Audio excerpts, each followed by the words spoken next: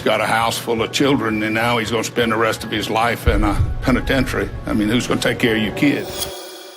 Jody was 11 when his teacher kidnapped and molested him. The teacher was eventually arrested, and Jody's father knew he'd be escorted through an airport on live TV. The father decided to wait there in disguise, ready to do something nobody could have imagined. Here are 10 parents who took revenge on child molesters. Number 10. Jason Browning. I just walked in and found a grown man molesting, and I got him in a bloody puddle for you right now, officer. July 18th, 2014. An angry father in Daytona Beach, Florida made a frantic call to 911. He reported that he had caught someone molesting his son and took matters into his own hands by beating that molester until he was knocked out, ready for the police to apprehend. The father, Jason Browning, described the scene to the dispatcher, stating that the assailant, Raymond Frolander, was still breathing but unable to speak. Frolander was lying on the floor, unconscious. Curious about the extent of the father's actions, the dispatcher asked if he had used any weapons to knock out Frolander. Browning simply replied, "My fist and my foot." The shocking photographs of 18-year-old Raymond Frolander's battered face quickly spread across news outlets worldwide. They served as a visual testament to the violent encounter he had experienced at the hands of the enraged father. But the question is, what really happened that fateful night? According to the father, he immediately sensed something was wrong when he arrived home. The look on Frolander's face confirmed his suspicions. As Frolander's pants fell to his ankles, the father knew no further explanation was needed. He had witnessed a disturbing sight that left him with no choice but to take action. The father explained that Frolander, who was close to the family, was in their apartment while he was out. However, when he returned home and discovered what happened to his son, he began beating this harasser up until he was black and blue. He even told 911 dispatcher that he had loved Frolander up until 15 minutes ago. You can easily imagine that Jason Browning was seeing red at that very moment. So what stopped him from killing Frolander with his bare hands? I attacked him viciously, and I didn't stop. The only time I paused was to go to the kitchen and retrieve the butcher knife because I was going to kill him. The father indeed admitted that his initial instinct was to kill Frolander to ensure that he could never harm anyone again. However, his son intervened and saved his own attacker's life, reminding his father of what he's got to lose. He just looked at me and said, "Sir," and shook his head and no. And I just put the knife down. April 2nd, 2015. Frolander was sentenced to 25 years in prison for molesting the child. By accepting a plea deal, he avoided a mandatory life sentence. However, in addition to his prison term, Frolander was mandated to register as a sex offender for life and wear a GPS monitor upon release. Meanwhile, the father faced no charges for his actions. When asked about Browning's reaction, Daytona Beach Police Chief Michael Chitwood responded, "The father acted as a father should act." Number 9.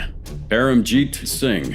A father in India turned into a relentless vigilante after a teenager sexually abused his daughter. Paraminder Singh was accused of molesting Pamjet Singh's baby in 2014 after the child's mother caught the teen in the act. April 19th, 2016, right after the court hearing, Pamjet Singh announced that he was going to forgive the accused and settle the matter outside of court. However, his plan for settling was far beyond anyone's wild imagination.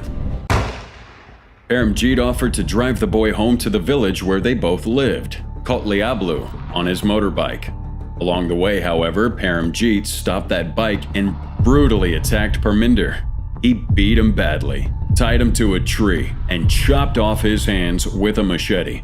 Pamjet then fled the scene, leaving the teen abandoned near a canal, writhing in agony. The local residents discovered the teenager and quickly informed the police, who rushed him to the hospital where the doctors managed to stabilize him, but his hands couldn't be saved.